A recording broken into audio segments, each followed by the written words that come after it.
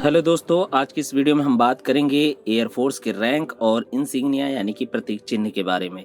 जैसा कि आप सबको पता होगा कि इंडियन एयरफोर्स दुनिया की चौथी सबसे स्ट्रॉन्गेस्ट एयरफोर्स मानी जाती है, जो 8 अक्टूबर 1932 में ब्रिटिश एम्पायर के सहायक वायुसेना के रूप में की गई थी। इसलिए इंडियन एयरफोर्स का स्ट्रक्चर भी एयरफोर्स पर आधारित है। इंडियन एयरफोर्स में कुल 17 पोस्ट होती हैं। इसमें सबसे लोवेस्ट रैंक एयरक्राफ्ट मैन की और सबसे highest rank master warrant officer की होती है।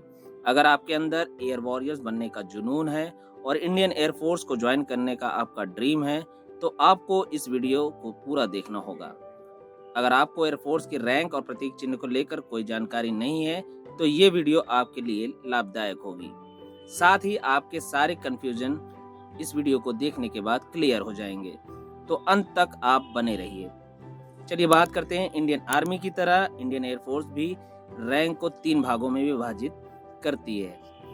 पहली है कमीशन ऑफिसर रैंक, दूसरा जूनियर ऑफिसर रैंक, तीसरा नॉन कमीशन ऑफिसर रैंक और अदर रैंक। तो सबसे पहले बात करते हैं कमीशन ऑफिसर रैंक की।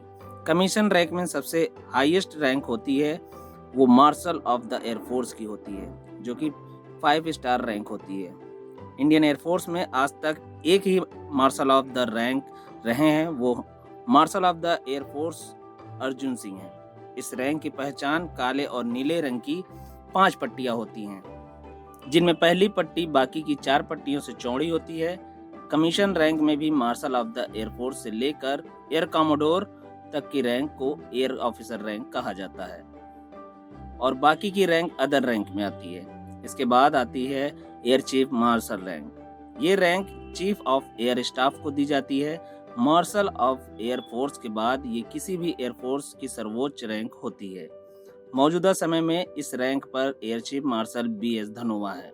इस रैंक की पहचान नीले और काले रंग की पट्टी होती है, जिसमें पहली पट्टी बाकी की 3 पट्टी की कंपैरिजन में थोड़ी चौड़ी होती है। एयर चीफ मार्शल के बाद जो रैंक आती है वो एयर मार्शल की होती है। एयर मार्शल 3 स्टार वाली एयर ऑफिसर रैंक है और ये इंडियन एयरफोर्स की तीसरी हाईएस्ट रैंक है। इस रैंक की पहचान नीले और काले रंग की पट्टी होती है। इनमें भी पहली पट्टी बाकी की 2 पट्टी से चौड़ी होती है।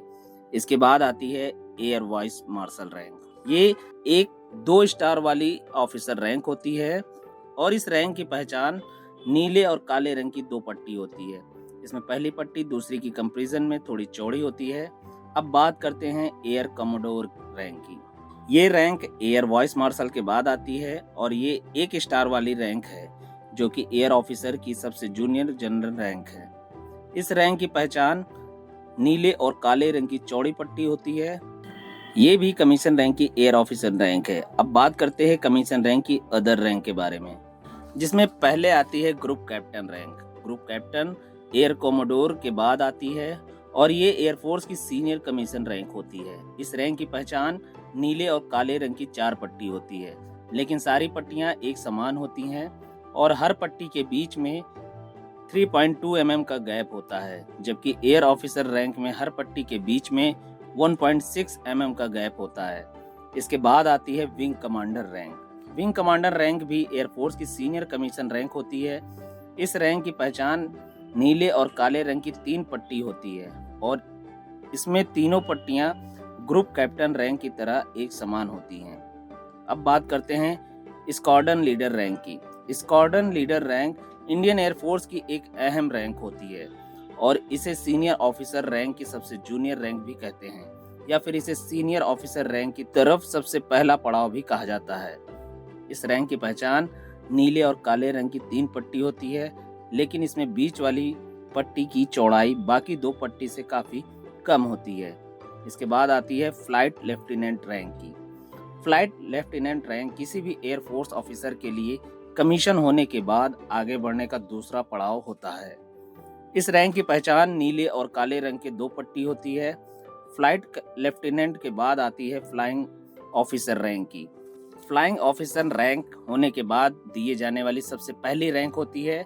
इस रैंक की पहचान नीले और काले रंग की कम चौड़ाई वाली एक पट्टी होती है। तो ये थी Indian air force commission officer rank की।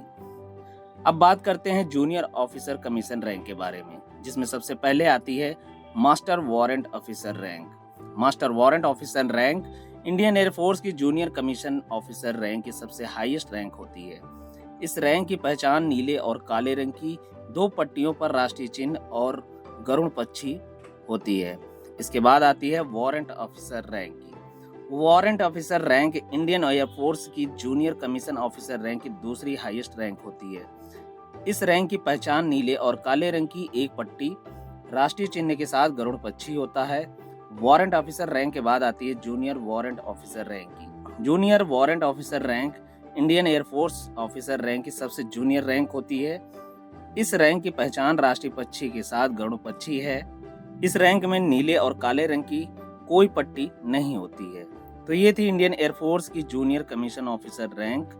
अब बात करते हैं नॉन कमीशन रैंक और अदर रैंक के बारे में। नॉन कमीशन रैंक में सर्जेंट, कारपोरल और लीडिंग एयरक्राफ्ट्समैन आते हैं। सर्जेंट रैंक की पहचान 3 सैवरन के साथ एक गरुड़ पक्षी है।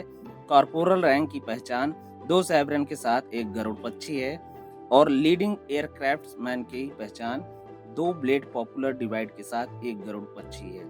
इंडियन एयरफोर्स की सबसे लोवेस्ट रैंक एयरक्राफ्ट की होती है, जो कि अदर रैंक में आती है और इस रैंक की पहचान एक गरुड़ पक्षी है। इस रैंक में कोई सैवरन और पट्टी नहीं होती है। तो ये थी इंडियन एयरफोर्स की रैंक और इंसिग्निया। इस वीडियो को लेकर आपके अंदर कोई सुझाव या सजेशन हो तो हमें कमेंट में ज़रूर बताएं। ऐसी और भी वीडियो के लिए हमारे चैनल को लाइक और सब्सक्राइब जरूर करें। हम आपके लिए ऐसे ही और भी रोचक वीडियो लेकर हाजिर होंगे। तब तक के लिए जय हिंद, जय भारत।